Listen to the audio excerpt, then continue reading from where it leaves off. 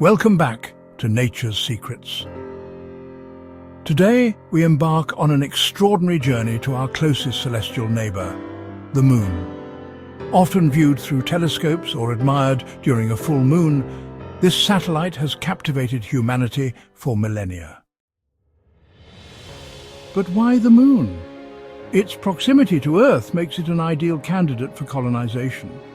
It's close enough to manage with current technology, yet challenging enough to push the boundaries of what we're capable of.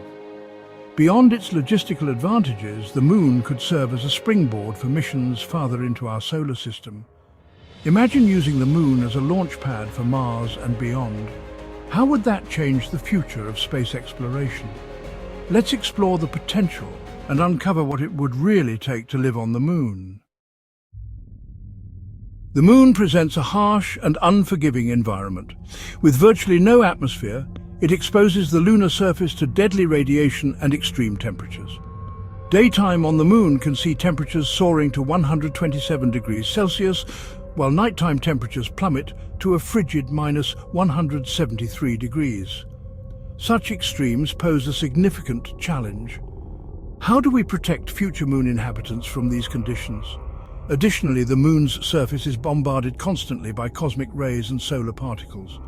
Without Earth's protective magnetic field and atmosphere, how will settlers avoid harmful radiation? These environmental challenges necessitate robust, innovative technologies for any long-term human presence on the Moon. Constructing a habitable space on the Moon is no small feat. Lunar habitats must be resilient and fully enclosed to protect against radiation and meteorite breaches.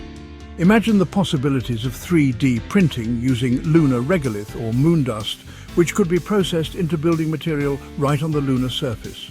This would reduce the need to transport heavy materials from Earth, significantly cutting costs and resources. But what kind of structures would be most effective?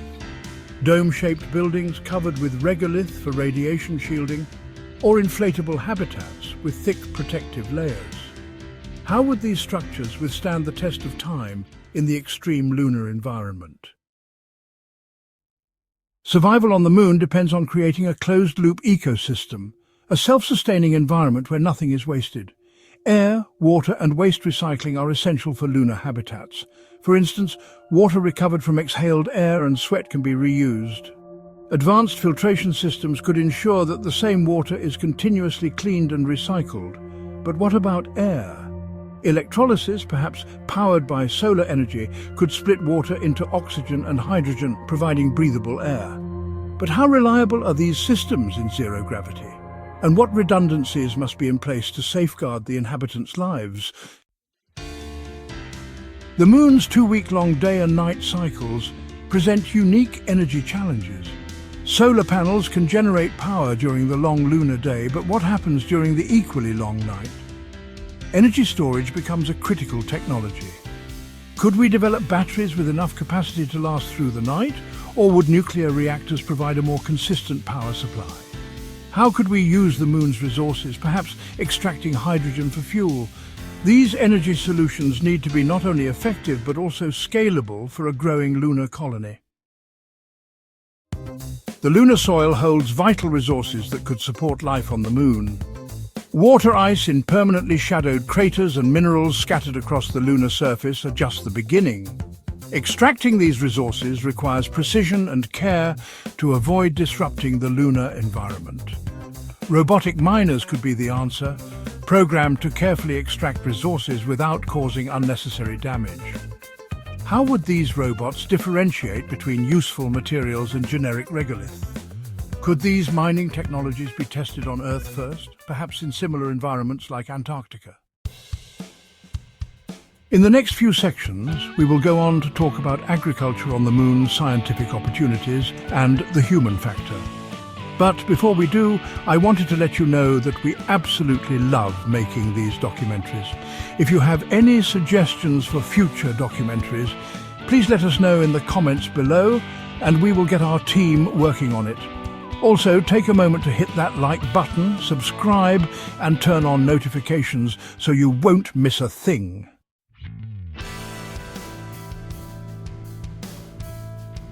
Agriculture on the Moon will look vastly different from Earth. Without soil, lunar farming must rely on hydroponics or aeroponics, systems that can grow plants in nutrient-rich water or mist environments respectively. But which crops are best suited for this?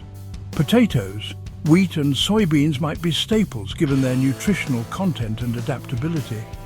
Yet, the challenge of pollinating plants in a controlled environment remains. Could bees thrive on the Moon, or would other pollination techniques need to be developed? How can we ensure a genetically diverse and sustainable crop yield in a closed system? The Moon is not just a habitat, but a new frontier for scientific discovery. Its unique conditions offer unparalleled opportunities to study everything from basic physics to human physiology in reduced gravity. Observatories on the far side of the Moon could peer into the cosmos unobstructed by Earth's atmosphere and electromagnetic noise. What might we learn about the universe from this new vantage point? Could the Moon help us unravel mysteries like dark matter or the origins of the universe itself? Beyond the technological and scientific challenges, there's a human element to lunar colonization. Living on the Moon means coping with isolation, limited social interactions, and a stark environment vastly different from Earth's vibrant landscapes. Psychological resilience will be as critical as physical health. How will lunar inhabitants cope with the psychological demands of this new life? What kind of community and recreational activities can we design to maintain mental health and social well-being? As we plan our lunar future, we must also address the ethical implications. Who decides who goes to the Moon and who stays? How do we manage the Moon's resources responsibly? The preservation of the lunar environment is paramount. We must ensure that our activities do not irrevocably harm this new world. How do we balance exploration and conservation? What legal frameworks will govern life and work on the Moon? These questions are crucial as we take our first real steps toward becoming a multiplanetary species. As we contemplate the monumental task of establishing life on the Moon, it's crucial to consider not only the technological challenges, but also the key players driving this vision forward. The space race of the 21st century isn't just between nations. It's spearheaded by visionary entrepreneurs and their companies, each with their distinct motives and aspirations. Elon Musk's SpaceX has been at the forefront of private space exploration, with its sights set not just on the Moon, but on Mars and beyond. SpaceX's developments in reusable rocket technology with the Falcon and Starship rockets are pivotal. Starship, designed for deep space missions, could play a crucial role in lunar missions. Musk's vision extends beyond mere exploration or habitation. He imagines a multi-planetary future for humanity to safeguard our species. But what does this mean for lunar colonization? Will SpaceX prioritize the Moon as a step to Mars, or as an end in itself? Meanwhile, Jeff Bezos and his Blue Origin promote the vision of millions of people living and working in space. Their development of the Blue Moon lander is a direct nod towards facilitating cargo and crew missions to the lunar surface. Bezos envisions the Moon as a critical resource hub, potentially reducing the Earth's industrial load by moving heavy industries into space. His approach suggests a utilitarian view of the Moon, valuable as a resource and as real estate for future expansion. How will these commercial interests align with the broader goals of sustainability and ethical exploration? Other key players and developments.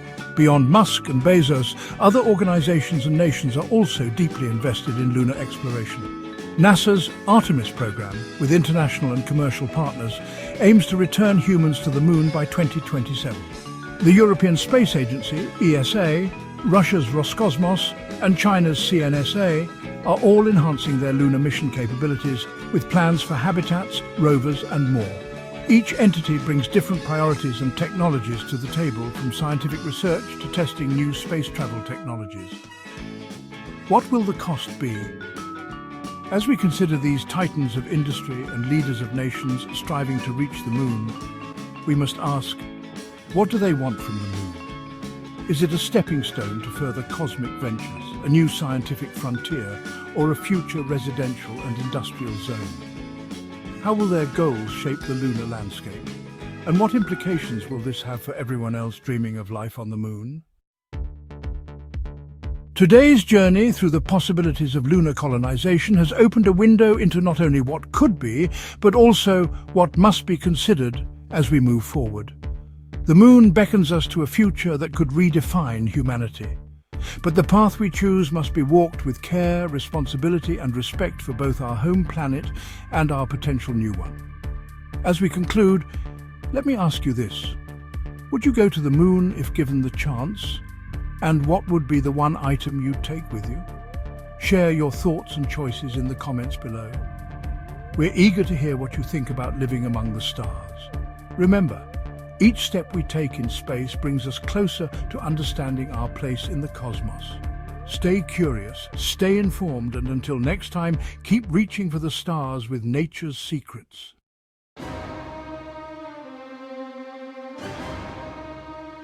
Thank you for joining us on this thought-provoking exploration. We hope you enjoyed watching it as much as we enjoyed making it. If you did, then don't forget to like, subscribe, and click that bell icon so you won't miss out on future documentaries from us.